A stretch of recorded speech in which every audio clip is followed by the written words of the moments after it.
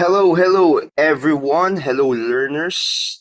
Welcome to another episode on our test drill sa subject naman na animal science. So there's a lot of things that we are going to learn today. So let's get started with question number 1.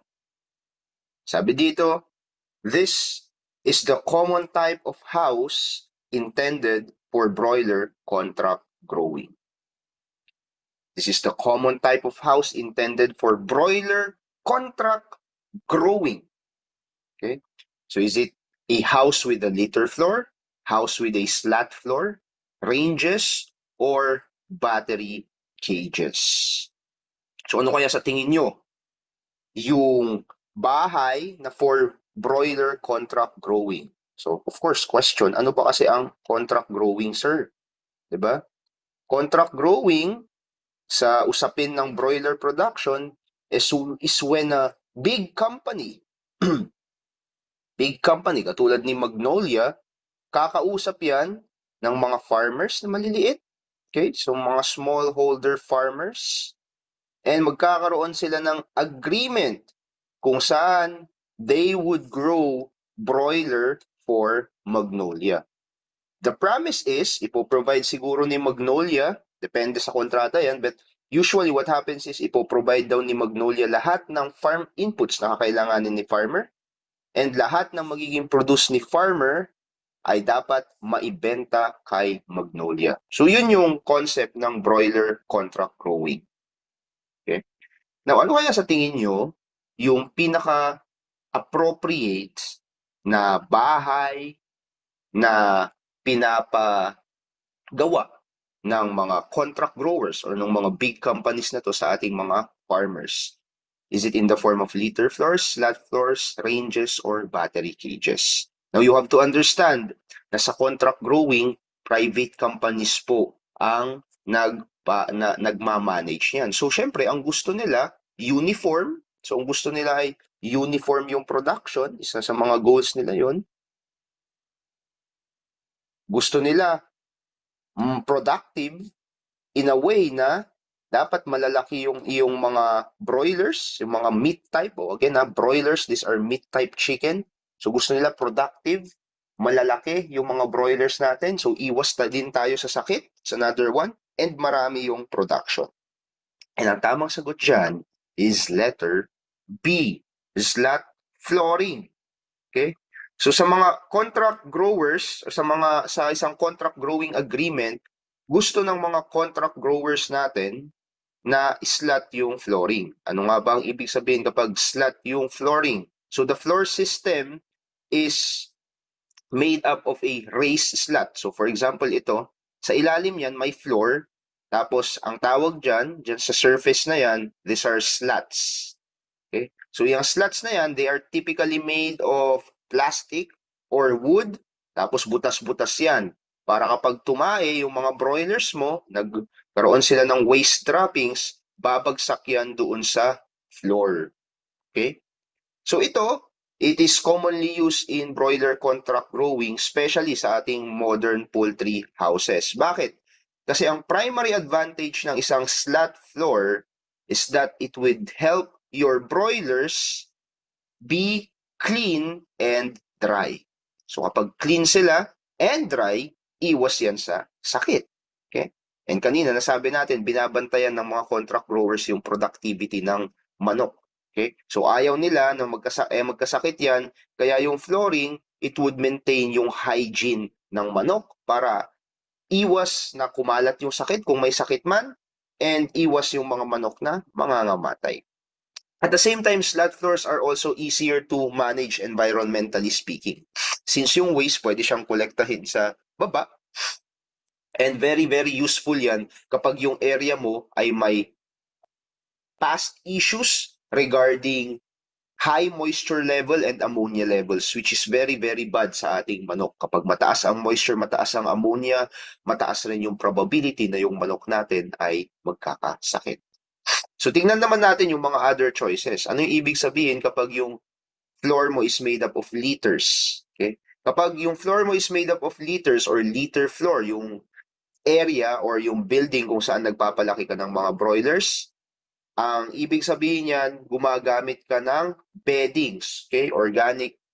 Usually organic beddings like straw, uh, uh, dra- uh, straw, wood shavings, rice hull, yan. So, ang pinaka-purpose niyan ay para kapag nagdumi yung hayop mo, ina-absorb nila yung moisture na yan na galing sa dumi ng iyong manok. Now, litter floors, ginagamit rin yan for sure sa broiler production. In fact, one of the most common type, especially in traditional or small-scale operations. So, hindi siya for contract growing purposes, but for traditional or small-scale broiler production, yes, litter floors are commonly used. The problem with the litter floors is that medyo magastos siya na i-maintain. Kasi every now and then, kailangan mong magdagdag ng liters, di ba? Kasi syempre, hindi mo maiiwasan, mapupuno yan ng tae, hindi naman po pwedeng naglalakad yung mga manok mo sa surface ng kanilang sariling dumi. So you need to add more liters, you need to change the liters, you need to overturn the liters. So medyo matrabaho siya kaya hindi rin siya gusto ng mga contract growers natin. Ang gusto ng contract growers natin dahil for profit nga sila and for productivity ay efficient ang operation, minimum yung gastos. So this can be labor intensive kung i-apply. Ang liter flooring can be labor-intensive kung i-apply sa large-scale contract growing operation. O ano naman kapag sinabi mo na ang bahay is in the form of range. So, ibig sabihin yung mga manok, they are fully roaming around the outside environment. Okay? Yes, ginagamit rin siya for broiler production ang ranges, particularly sa ating mga native chickens. Okay? Kasi yung mga native chickens natin, kumbaga, very strong yung kanilang immunity na they can be grown in an outside environment. Okay? So hindi siya pwede sa mga manok na medyo sakitin. Kasi kapag nasa labas yung manok na yan na medyo sakitin, maaaring makakuha yan ng sakit and then mamamatay. So mostly ginagamit yung ranges sa pagpapalaki ng mga native chickens. Ano ang advantage ng isang range? Well, unang-una, yung manok mo nasa labas, so they are in their natural environment. Hindi sila ganun ka-stress. So advantage yan sa hayop. Pangalawa, less maintenance at some point kasi you would be allowing them to play and roam around. Hindi mo naman lilinisin kung saan sila naglalalagi. Okay? And meron din silang capacity na mag-forage ng sarili nilang pagkain at some point kapag sila ay nagugutom. Although, syempre, kailangan mo pa rin mamigay ng pagkain sa ganyang type or system of houses. Okay? Now again, hindi ginagamit ito, ang range ay hindi ginagamit sa contract growing kasi masyadong mahal yan. Kailangan mo ng ekta-ektaryang lupa para makapag-produce ng volume na gustong i-produce ng isang contract grower company. Kaya ang gusto ng contract grower, controlled dapat yung environment. Katulad ng ating slat floor houses. How about the last option, battery cages? So ang battery cages, hindi po yan for broilers. Okay? Hindi yan for broilers, yan ay for layers. Okay? Hindi for broilers, yan ay for layers sa mga manok na ang pinaka-purpose sila ay mangitlog. Okay? Why? Kasi ito, ang mga battery cages natin, kino-confine natin yung mga layers natin sa isang cage. Para kapag nangitlog sila, sa iisang location lang po yun mapupunta. O imagine mo na lang kung yung mga hen na yan nasa free range ng itlog, hindi mo alam kung saan mo kukunin yung itlog. Tama? Now, bakit hindi siya ginagamit for broilers? Kasi nga, the space is confined. Ano yung gusto natin sa mga broilers natin dahil meat type siya? Ang gusto natin, lumaki sila. Now, if their space is confined, hindi nila, their capacity to grow would be limited as well. So we don't want that. Gusto natin sa hen, kaya napigilan yung paglaki nila kasi nga dapat yung metabolism nila or the energy is being used to lay eggs. Pero for broilers, na dapat gusto natin silang lumaki, battery cages is not good for them. Okay? Next question. The cholesterol in egg can be found in its component, namely, saan kaya natin makikita ang cholesterol? Sa yolk, sa albumen, sa yolk and albumen, or none of the above? Siyempre, ang sagot dyan is letter Letter A.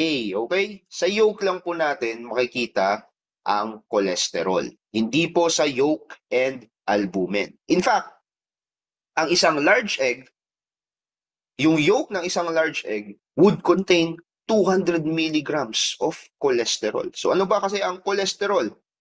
Cholesterol is a form of fat, 'di ba? So it's yung yolk pala is basically the egg's fat content.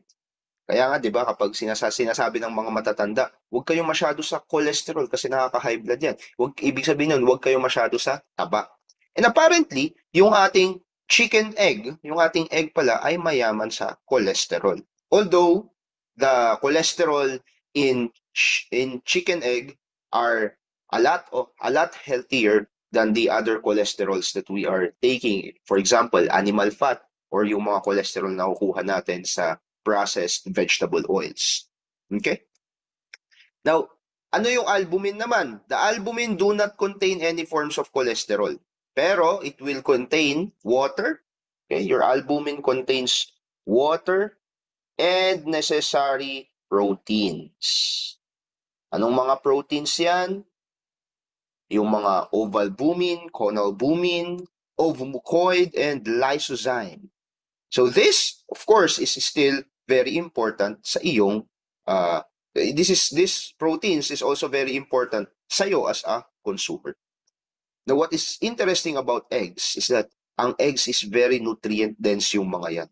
Alright? Punong-puno yan ng vitamina, minerals, and healthy fats. And they provide an essential amount of nutrients like vitamin A, vitamin D, vitamin B12, folate, iron, phosphorus, zinc, you name it.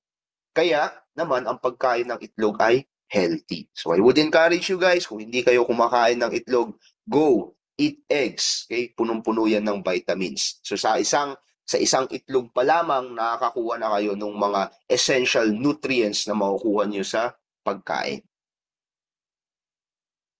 Next question. In brooding chicks, old newspapers are used as beddings to letter A, serve as litter to absorb moisture of manure. Teach birds to recognize pictures.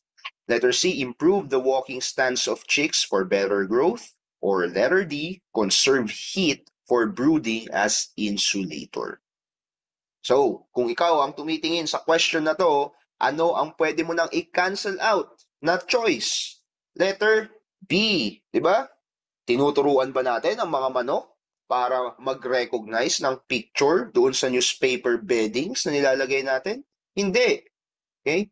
Yung capacity, yung cognitive capacity ng chicken ay iba sa cognitive capacity ng tao. Hindi sila makakapag-recognize ng pictures. Okay? So we are only left with A, C, and D. Now, to answer this question, kailangan ma-define natin ano ba kasi unang-una ang brooding. Okay? Ang brooding, ito yung process na nangyayari kapag nag-hatch na yung ating itlog and lumabas na yung ating chicks. Okay? Kapag lumabas yung ating chicks, inilalagay yan sa isang area or sa isang location, ang tawag natin brooding box.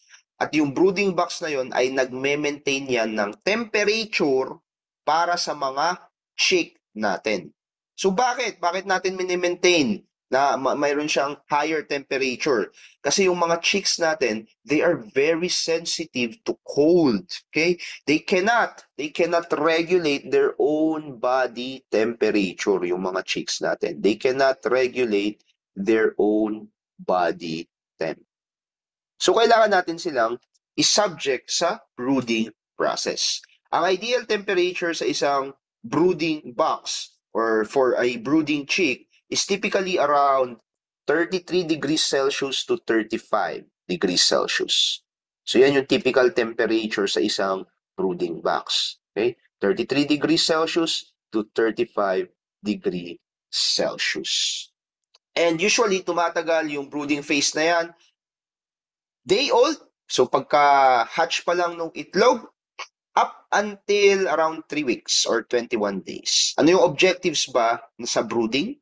So it is for rapid growth ng mga chicks natin. Okay? Uniformity ng kanilang paglaki, pero ito yung pinaka-importante, health and survival. Ayaw naman natin yung mga chicks na yan nasa labas, nilalamig at mangangamatay. Gusto natin, Nasa isang environment sila where they are comfortable, they can grow uniformly, they can grow rapidly, nang sa ganun mataas rin yung ating production. So kung ang purpose ng brooding ay para i-maintain yung temperature ng ating chicks, ano kaya yung purpose ng newspaper din natin? So, similar din siya, okay? The purpose of the newspaper is to use as a bedding to conserve heat for brooding as insulators. So para hindi basta-basta nag-escape yung heat sa brooding box, gumagamit tayo ng newspapers as a form of bedding. So bakit hindi letter A? Well, letter A, yes, your newspaper can serve as a litter to absorb moisture of manure. However, hindi ganoon ka-effective ang newspaper sa pag-absorb ng manure, considering na manipis lamang siya. Kung gusto natin na mag-absorb ng moisture yung ating litter, beddings, mas mainam na gumamit na lang tayo ng wood shavings or straw kasi mas makakapag-absorb yun ng mas maraming liquid waste na galing sa ating chicken. Improve the walking stance of chicks for better growth. Bakit hindi ito yung sagot? Well, kasi in the brooding phase, hindi naman yan yung purpose natin. Possible na purpose yan to improve yung walking stance ng chicken natin kapag malalaki na sila. And yan na ay usapin ng what floor are we going to use para hindi masakang or kumbaga magkaroon ng deformity yung ating mga chicken sa kanilang paglalakad day by day. Okay? So, tamang sagot ay letter D. Okay. Next question. O ito, mag-solve tayo. In raising 200 broilers in the litter floor, how many feeding trough of 1 meter length, both sides can be used are required? The feeding space is 4 centimeter per bird. So, i-compute daw natin kung ilan yung kailangan nating feeding trough. Kung yung feeding trough mo is 1 meter in length, tapos both sides nun ay nagagamit. Ano yung feeding space? 4 centimeters per bird. So we have 200 broilers. Okay? 200 broilers, 4 centimeters per bird yung kailangan nila as a space to feed. So how are we going to compute that? Unang-una, i-compute muna natin yung total feeding space. So total feeding space is yung number of broilers natin, yung population ng ating animals. So that's 200 broilers.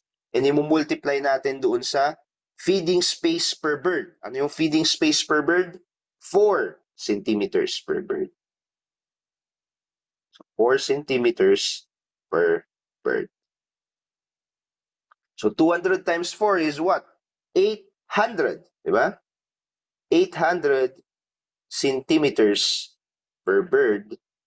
Yan na ngayon yung ating total feeding space.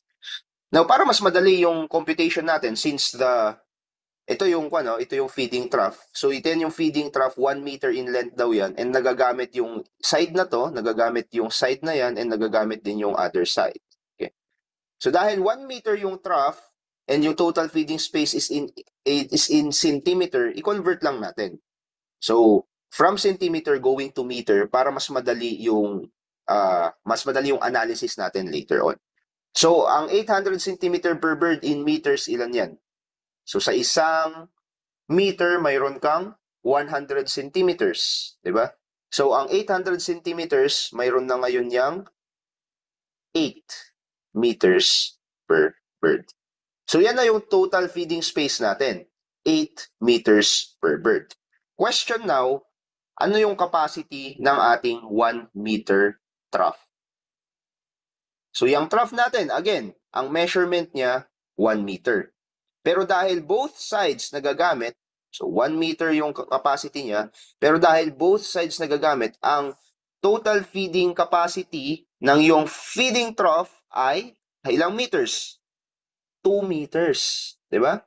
Kasi both sides nagagamit eh. So 1 meter yan, 1 meter din dito.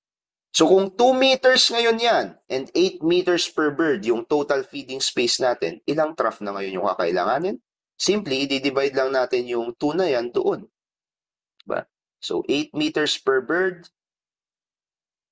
Okay? 8 meters, i-divide mo lang sa 2 meters, then you now have 4. 4 troughs yung kailangan, yung 4 feeding troughs, yung kakailanganin natin to feed 200 birds with a feeding space of 400 centimeters per bird. Number 4, letter B, ang tamang sagot. Ba? May pagka-math din pala ang animal science. Mostly naman ng mga math sa ating licensure exam for agriculturists, medyo may pagka-common sense. Kung babasahin natin, initially, parang ang hirap, parang ang complicated, parang maghahanap ka ng formula. Pero yung formula, actually, nandun na mismo sa question. Katulad ng sa question na to. Next question, last question. What do you call the removal of feathers in the processing plants? So we're talking about broiler chickens. Tinatanggalan natin ng feathers sa isang processing plant. Ano daw ang tawag doon? Ang tawag ba doon ay molting, plucking, scalding, or evisceration? Ang tawag po dyan is letter B, plucking. So let's just go on and see a simple diagram on the processing of our broiler chickens. So una-una, sa isang planta, ang gagawin dyan, i-stun muna yung hayop.